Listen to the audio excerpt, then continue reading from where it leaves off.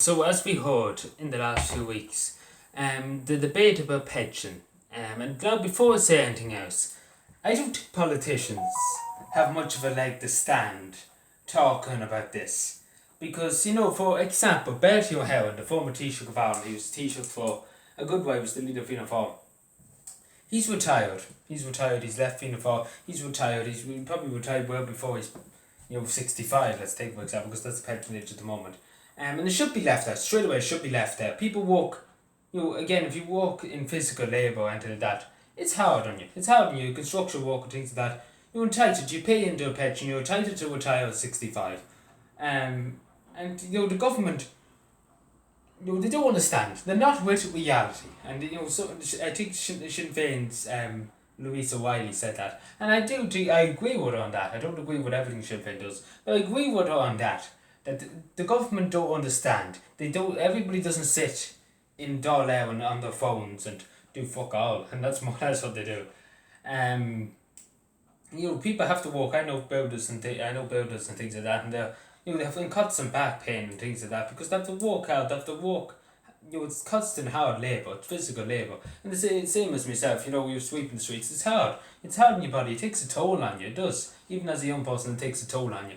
You feel tired, you don't have the strength.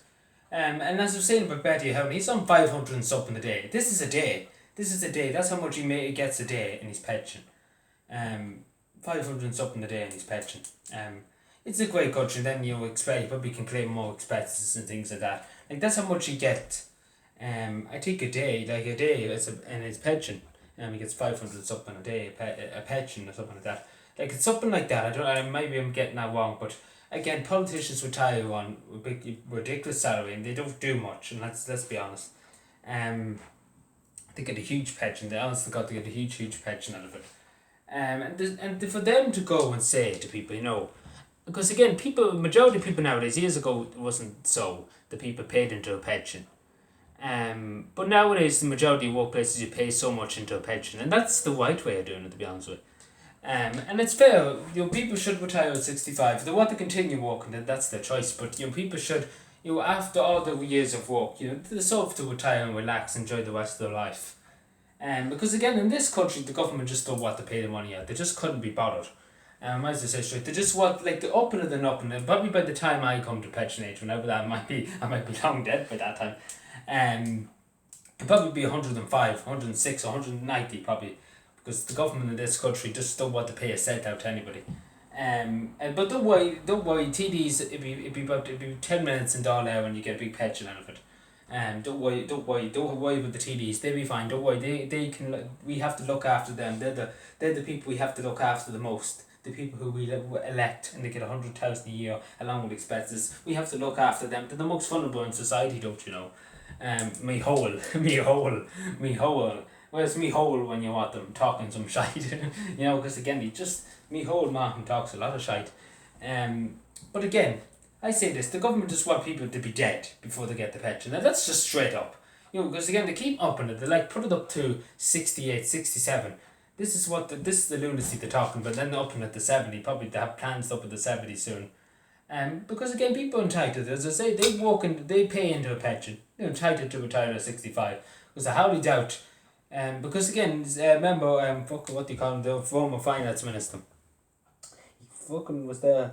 Michael Noonan. So what age was he? And Michael, for example, Michael D. Higgins, my God, man.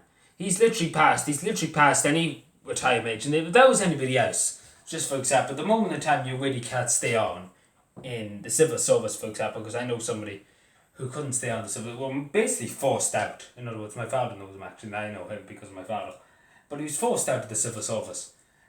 Because he was 65 and he wanted to continue, he wanted to do a few more years. He said he was fit to do another few years. He liked doing it because again he lived alone and it was kind of a bit of company, a bit of company in working and meeting people. And unfortunately they wouldn't let him. He wanted to work a few extra years until he wasn't fit. But he was fit to work when he wanted to continue working. They wouldn't let him. That just goes to show you the country we live in. And then if that was somebody who wanted to retire, they probably wouldn't let them retire.